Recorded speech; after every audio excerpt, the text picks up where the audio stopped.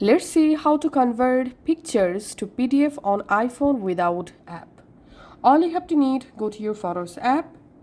Now, if you want to make PDF from multiple pictures, then tap on select and select those pictures you want to use to make a PDF. Then tap on share.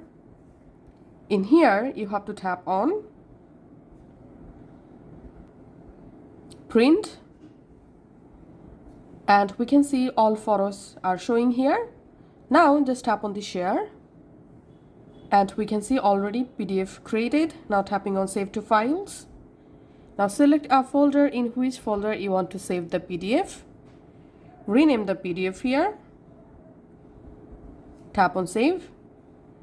Now go to your files app and just go to the folder, and here we can see the PDF that I just converted from multiple images.